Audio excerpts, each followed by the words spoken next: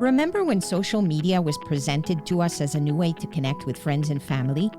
At a time when phone calls were expensive and all we had was snail mail, this was such an exciting prospect. The idea of sharing our lives instantly with loved ones across the globe felt revolutionary. But fast forward to today, and it seems that social media has developed in ways we never anticipated. What if the very platforms meant to bring us closer have actually pulled the wool over our eyes, leaving us more disconnected than ever? Let's take a trip down memory lane. Do you remember the first time you signed up for social media? The moment a friend reached out suggesting you could stay in touch this way? The prospect of reconnecting with old friends and sharing updates with family members you hadn't interacted with in years was thrilling, right? We all eagerly posted photos and updates, excited to engage with our networks. But over time, something changed. The vibrant connections we hoped for were replaced by a feed filled with memes, ads, and divisive comments. The friends we intended to stay in touch with now rarely engage with our posts. Does this sound familiar to you? Social media, initially presented as a tool to share our lives with loved ones, has morphed into something more consuming and at times misleading. Ironically, the internet now seems to know more about us than our closest friends do. We're exchanging our privacy for what we believe is a free service, but at what cost?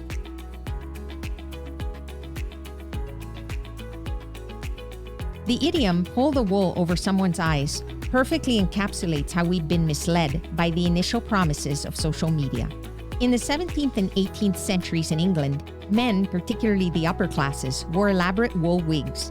These wigs were called wool and were worn by lawyers and judges in legal settings. The phrase pull the wool over someone's eyes likely originated from this practice, symbolizing deception by obscuring vision with the wig.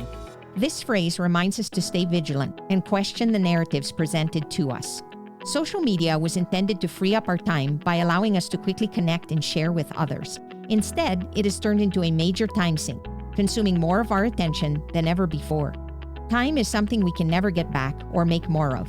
We don't know how much we have to spend, yet many of us use it unwisely and give it away. Awareness is the first step, but knowledge has no power unless it is applied.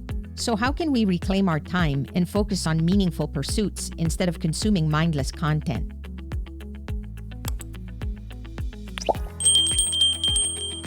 Let's explore some habits that can help us overcome these challenges. 1. Set intentional boundaries.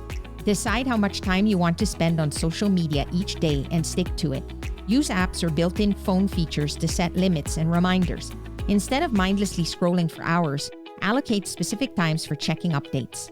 Use that extra time to engage in activities that nourish your mind and body, like reading a book or exercising. Remember, time is precious, and how we spend it defines our growth. 2. Curate your feed. Intentionally remove posts that mock, degrade, or are boastful. Public discourse on social media often encourages like-minded people to reinforce their biases rather than foster true understanding.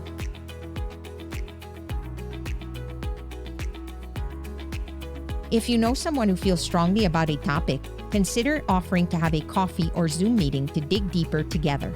We have the power to turn social media into a place of sharing authentic experiences we face in life, fun events, milestones, and personal accomplishments.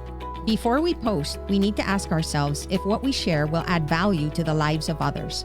3. Practice mindful consumption. Before engaging with content, ask yourself, is this adding value to my life? Am I learning something new, or am I just passing time? There's a place for entertainment, but it shouldn't dominate our day. We need to strive to be intentional about what we consume and ensure it aligns with our goals and values. 4. Lead by example. Share content that reflects your values and encourages positive connections.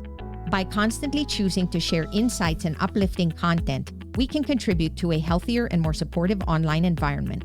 As we reflect on the initial excitement about social media, we see how we've strayed from genuine connections. Social media is what we make it. If we focus more on media and less on the social aspect, that's exactly what we'll get.